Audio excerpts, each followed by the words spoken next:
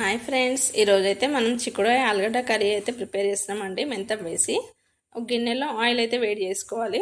Oil వేడెక్కాక onions అయితే వేసుకున్నాము. కొంచెం ఫ్రై అయ్యాక ఇందులో అల్లం వెల్లిపాయ పేస్ట్ అయితే వేసుకుంటున్నాము. 2 బిగ్ సైజ్ పొటాటోస్ అయితే తీసుకున్నామండి. మా పాప అయితే చిక్కుడుకాయ తినదండి ఉట్టిగా చేసి, అందుకని ఆమె కోసం పొటాటో అయితే వేసుకోవాలి, అందుకే వేసుకుంటున్నాను. కొద్దిగా పసుపు అయితే వేసుకున్నామండి. పొటాటోస్ వేసుకున్నాము. చిక్కుడుకాయ అయితే పీచు ఉంటుందండి ఇందులో. ఎవరైతే కాన్స్టిపేషన్తో బాధపడుతున్నారో వాళ్ళు చిక్కుడుకాయ తింటే హెల్త్ అయితే బాగుంటుందండి. కాన్స్టిపేషన్ బాధ అయితే తొలగిపోతుంది. కొద్దిగా పొటాటోస్ అయితే ఫ్రై అయినాయండి.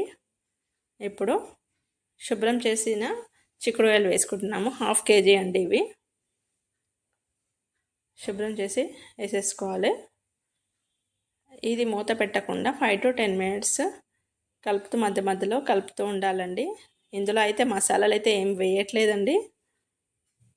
ఓన్లీ చిన్న మెంతం అయితే తీసుకున్నాను, 2 కట్టలు అంతే. అది లాస్ట్కి వేసుకుందాము. ఇంకా 2 టమాటాలు అయితే కట్ చేసి రెడీగా పెట్టుకున్నాము, లాస్ట్లో వేద్దాం అది కూడా.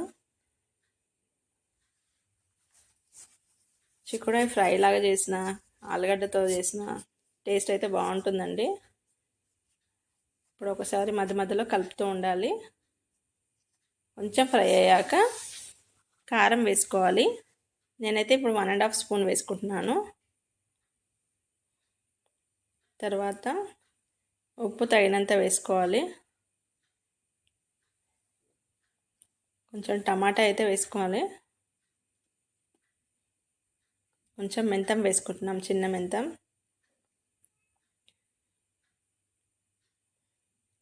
ఒక 5 to 10 minutes కలుపుకోవాలండి.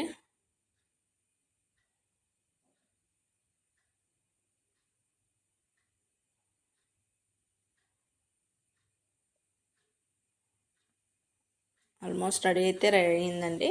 ఒక ప్లేట్లో తీసుకొని సర్వ్ చేద్దామండి, కొంచెం కొత్తిమీరతోని. వీడియో నచ్చితే లైక్ చేయండి, షేర్ చేయండి, సబ్స్క్రైబ్ చేయండి ఫ్రెండ్స్. Thanks for